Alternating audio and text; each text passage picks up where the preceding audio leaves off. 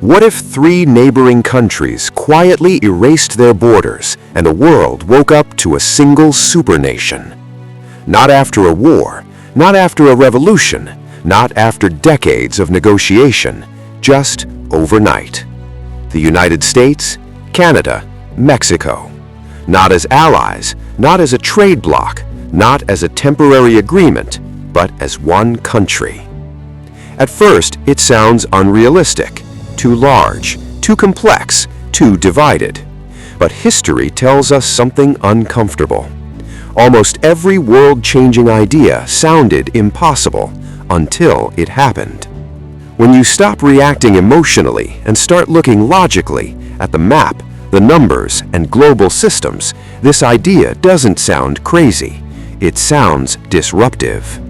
Let's start with the economy.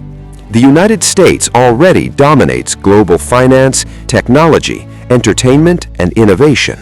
The world's largest companies, the world's reserve currency, the world's financial heartbeat. Canada brings something just as critical: energy, minerals, timber, and one of the largest freshwater supplies on Earth. In a future where water and energy become weapons, that matters. Mexico completes the system. One of the world's strongest manufacturing hubs, deeply integrated supply chains, a young, growing workforce that keeps industries moving while aging nations slow down. Put these three together and something rare happens.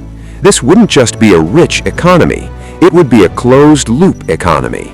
Raw materials, factories, labor, capital, technology, consumers, everything inside one border.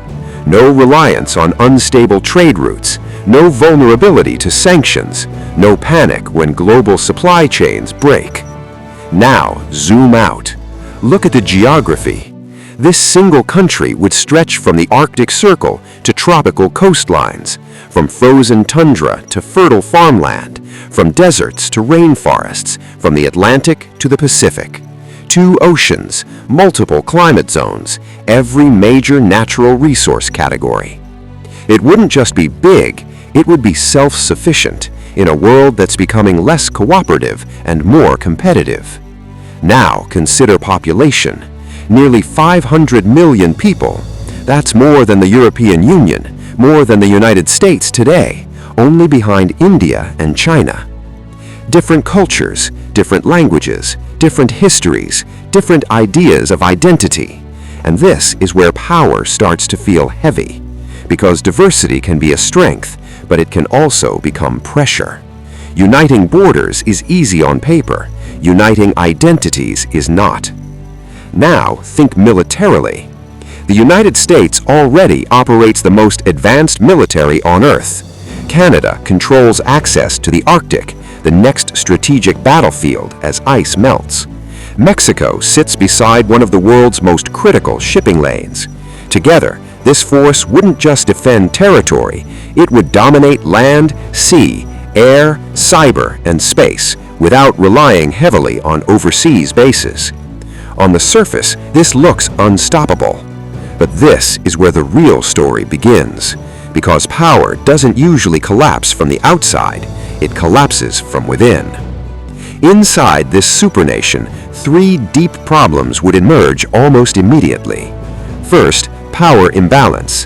One economy would dominate decision-making, one political system would set the tone, and smaller regions would feel absorbed, not united.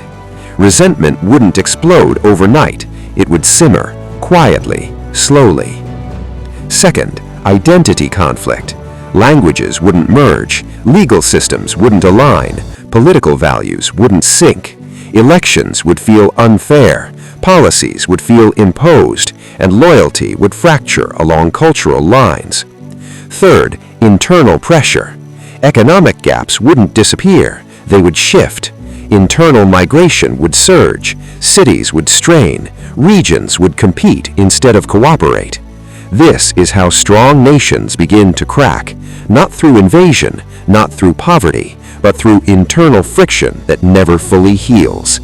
History has shown this again and again.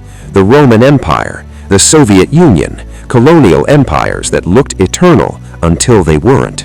And the lesson is always the same. The strongest empires don't fall because they're weak. They fall because they can't hold themselves together. So the real question isn't whether this country could dominate the world. It's something far more dangerous. Would it become the most powerful nation ever created, or the fastest superpower in history to tear itself apart from the inside?